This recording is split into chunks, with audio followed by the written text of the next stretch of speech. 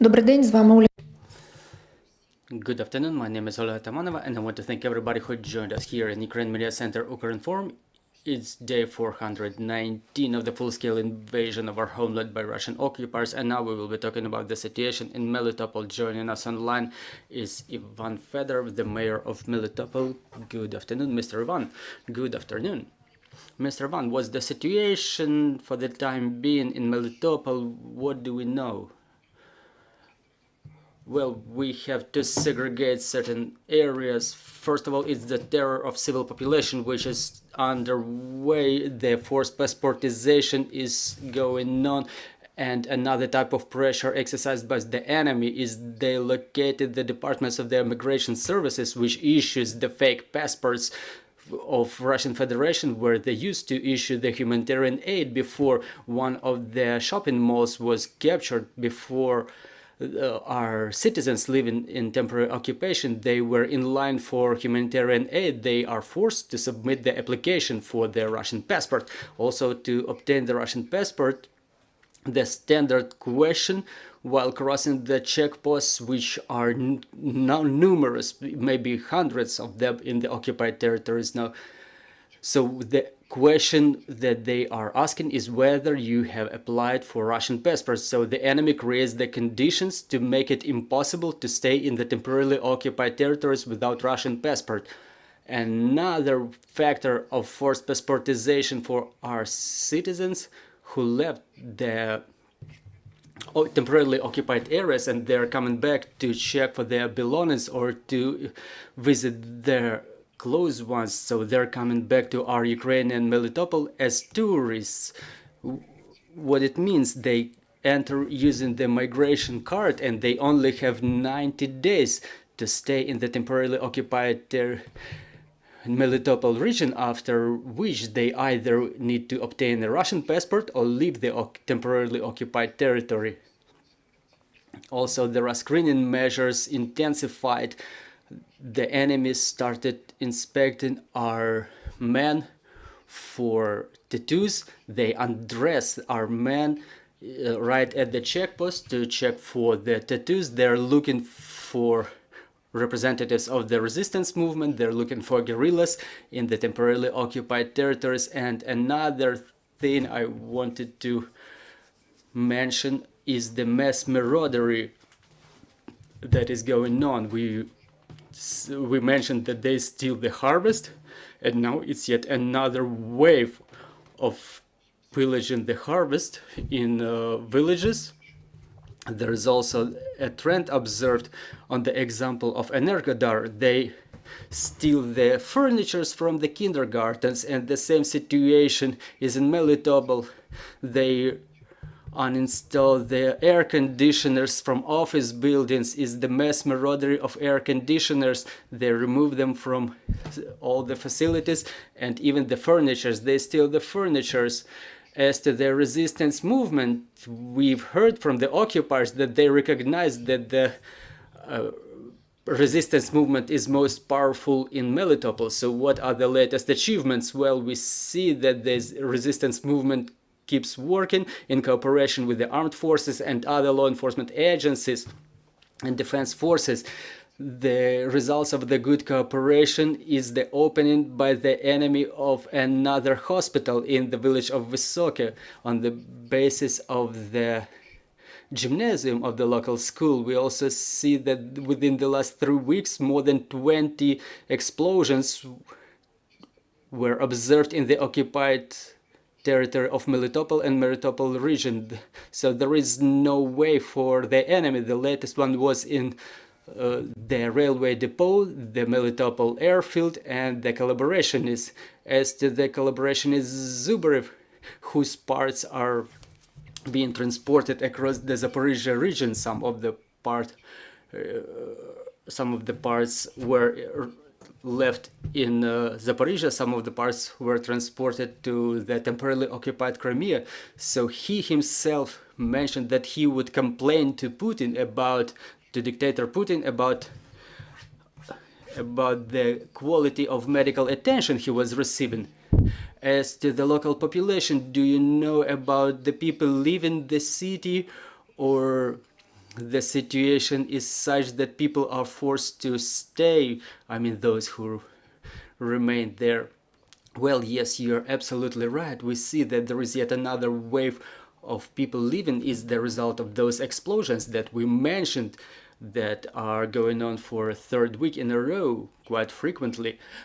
And also it's the intensification of enemy propaganda and terror against the civil population. Within the last couple of weeks, according to our calculations, it was at least 2,000 citizens of Ukraine who left the temporarily occupied territories. We also appreciate the input of our international partners who entered into agreements and memoranda with us, and they assist, they support our citizens in leaving the area of temporarily occupied Melitopol region.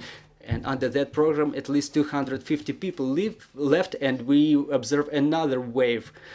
So what is the main way for the people to leave? Currently, they use only one way through temporarily occupied Crimea, through the border with European Union, or through the border with Sumy region, or otherwise through territory of Georgia. But the majority, 90%, leave through the border with Crimea, not through Berdyansk or otherwise, because the passage through DPR is a Russian roulette. No one knows what's in the head of those terrorists who are in DPR. So is there any new information about what's going on about in the places where our people are detained? What are they being convicted of? What are they being incriminated? Yeah, there are new places of detentions. They now they now install new courts. They started the operation of their fake court, and they convict our people for their pro-Ukrainian position. Last week we found out, we previously reported about 3 citizens of Melitopol who were delivered to Lefortovo confinement cell. Now they were transported to Rostov for them being convicted under some fake accusations. It's only done to intimidate our civilians. Also, what's going on in Melitopol? The kidnappings are intensifying. They keep detaining our people in different places of detention. And there are more and more court processes and torture sites being constructed. They built new logistic bases along the shore of the Sea of Azov in Kirillivka, and the headquarters are being constructed there along with the torture sites. Dear colleagues, if we have any questions on the floor, please introduce yourself. Good afternoon, Irina Mamsher, Ukrinform. I wanted to ask about our people living, but you already answered this question, but I wanted to ask for details. Do those people, they live using their vehicles or just walking? And you mentioned that our international partners, they support them in living. So how should people address those international organizations? How do they apply if they want to leave?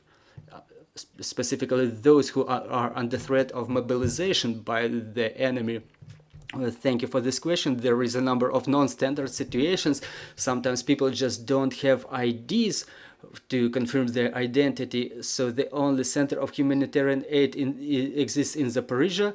We communicate the contacts of this call center to our citizens on a regular basis. We cooperate on the basis of these headquarters with the international organizations. We hire the transportation companies, and this is how we organize their transportation. So talking about this hub in Zaporizhia, can you give us a little bit more details about that? How many denizens of Melitopol already applied to them, and what other kinds of aid they can get there apart from support in living? So we provided aid to more than 20,000 people lately, mostly denizens of Melitopol, but not only from there. It's been the third week that we organized a medical hub on the basis of our humanitarian headquarters. First, it was only humanitarian aid and financial aid that were provided, legal assistance and other activities for the children. Now, our internally displaced persons who we organized a day of medical aid for them, where internally displaced persons can get consultation from the medics, and they can get new documents also and medication from our international partners. We continue studying the interests and needs of our internally displaced persons, and we try to assist them to the most extent possible in new areas. And it's important that those medics who provide medical assistance, they are internally displaced persons themselves, and they understand quite well the needs of those internally displaced persons who address them. Mr. Ivan, thank you very much for this information. Joining us was Ivan Fedorov, the mayor of Melitopol. Our next briefing is at 14:30. We will talk about the restriction of Ukrainian grain imports from Ukraine to Poland and Hungary and other countries of European Union. Joining us will be Dmytro Salomechuk, parliamentary member and member of the Parliamentary Committee for Agrarian and Land Policy. So bear with us. Glory to Ukraine.